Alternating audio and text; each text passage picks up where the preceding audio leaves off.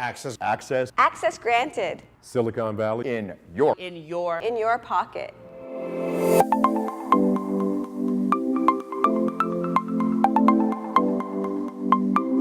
I'm Danielle Leslie, the founder of Culture Ad Labs, and I help companies acquire customers and grow online. Whether you're an entrepreneur who's looking to raise venture capital, looking to get accepted into an accelerator program, or just looking to bootstrap and scale your business to millions in revenue, you're gonna want to master these 3 T's. The first is team, the next is tech, and the third one is traction.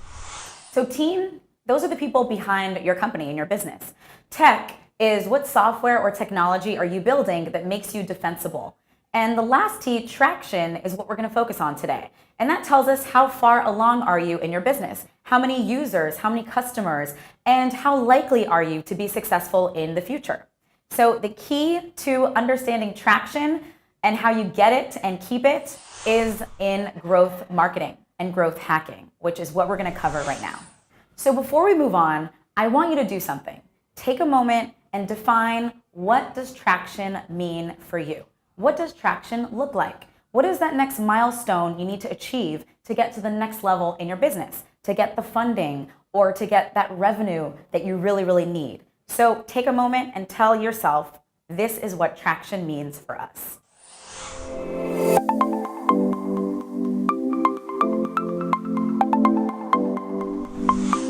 So what happens when you master these principles? Well, I want to tell you about Lead Pages. Lead Pages is a software company that grew to 150,000 leads and 40,000 paying customers in just 18 months. Not only did they do that, but they raised $38 million in capital. And guess what? They didn't even have to touch a dime of that venture capital because they'd already grown to so much revenue on their own. This could be your story too. As long as you master growth marketing in your business, you will be on your way. So now that you understand why it's so important to master growth in your business, let's get into the 3 areas of growth that we're covering today. The first is your funnel. The second are your metrics, and the third are your tactics. So let's get started with the first fundamental, which is your funnel.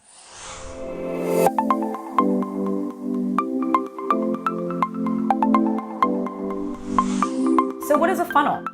All a funnel is the moment someone discovers you and your company, to knowing, liking, and trusting you, all the way to paying you with their time or their money, depending on your business model. That is your funnel. It is the user's journey from you being a stranger to you being their favorite company and product.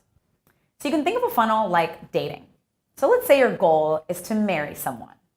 So your first step is to find this potential wife. So you find her and you invite her on a date. She says yes. You go on the first date. You have an amazing time. You guys are really loving it. So you invite her on a second date and she says yes again.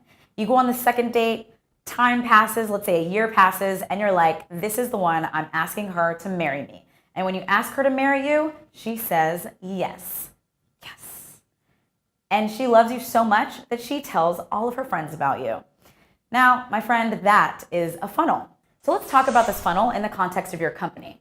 So when you find your potential wife, that is your acquisition phase. That is you going out and identifying and attracting your ideal customer for your company. So that is the acquisition. And when you find this person and invite them to that first date and she says yes, that is the activation phase. So that is her saying, yes, I am interested in what you have to offer. So in your company, activation might mean entering their email address or creating an account or downloading one of your tools. Now the next phase, after you've enjoyed that first date and invite her to the second date and she says yes again, that is what we call retention. She is staying around. She's having a great time. She's like, you know what? I was right about you. I'm really feeling this. You are filling all my needs. So that is retention. That's when you might get repeat visits from a customer. You might have them doing other repeat actions, downloading more tools, spending more time on your app. That is retention. All right, so you guys have gone on a couple dates. She said yes to you over and over. You have nurtured the relationship. She knows, likes, and trusts you. And now it's time to pop the big question. Will you marry me? Or in other words, will you pay me? Are you ready to spend money with me? Are you buying what I'm selling? And when you get them to say yes to you at this phase, that's when you've got revenue. So now that y'all are married, if she's still feeling you, she's gonna tell all her friends about you, right? Just like at your company, if someone buys from you and they are still satisfied with the experience and they're excited, they are gonna refer their friends. So this is the final stage in your funnel, and this is the referral stage. So as you can see, the funnel in your business is just like the funnel in dating. When someone finds you online, that's you acquiring that person and attracting the right customer. And then you're gonna nurture that relationship and show them that you are solving the problems they have. You've got the right tools. And that's when they develop the know, the like, the trust. And then boom, you pop the question and they say, yes, I wanna pay you money. And that's when you are in the money. And then they refer all their friends. So that, my friend, is the funnel that you need to optimize in your business. All right, so now your mission is to draw out your funnel. What does your current funnel look like? So start with acquisition. Where are your users finding you? The next phase is activation. What is their first experience like with you? What is that first critical action they need to take to tell you that they are feeling what you are putting out there? Next is retention. Are they coming back to your app? Are they coming back to your platform? What are you doing to bring them back? What does your retention currently look like? And then revenue. What are they paying you for and how are you facilitating the sale? And lastly, referral. What are you doing to facilitate your customers referring their friends to you? What does your current referral step look like? So let's go through an example. Let's look at Leadpage's funnel. So for acquisition, their goal is to collect your email address. For activation, their goal is to get you to download one of their templates. For retention, their goal is to have you keep reading their emails, going on their webinar, checking out their podcasts. And then for revenue, their goal is to have you buy into their monthly subscription plan. And lastly, for referrals, their goal is to get you to share with the whole wide world that Leadpages is the best platform to build your landing page. So now that we've talked through your funnel, it's time to talk about your metrics. Now, your metrics are essentially your vital signs, right? Think of us as humans. Our vital signs might be our blood pressure, our heart rate. These are the things that say we are healthy or we are unhealthy and about to die. So typically, if investors are looking at your business or you're looking at it as a business owner, there are these core 4 metrics that matter. So the 4 core metrics that we're going to walk through are your cost to acquire a customer, your lifetime value of your customers, your churn rate, and lastly, your referral rate, also known as your viral coefficient. So let's start with the cost to acquire a customer.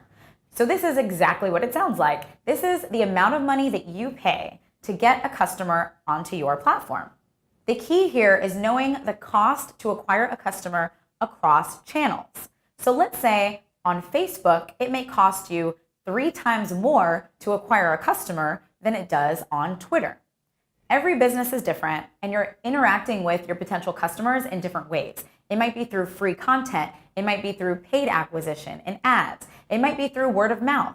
So it's up to you as a business owner to dissect how the health of every channel is performing for your business. What is the cost to acquire a customer across every channel?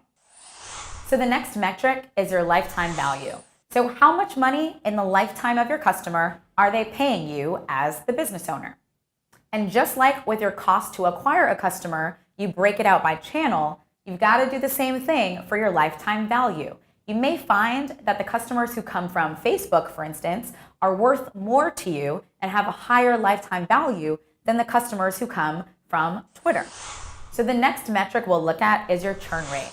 So your churn rate is you looking at all of your customers and the percentage of them that fall off every month. And the final metric is your referral rate, also known as your viral coefficient. So this one's great because it's like free marketing. It's the word of mouth value of your company. And it tells you, for instance, for every 100 customers you have, they're referring another 25 customers just through word of mouth.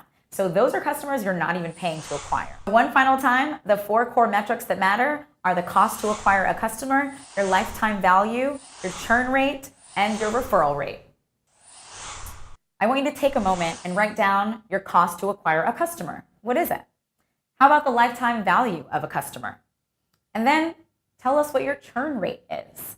And lastly, what is your referral rate? How is your word of mouth value? So now that we've gone through your funnel and gone through your metrics, it's time to talk tactics.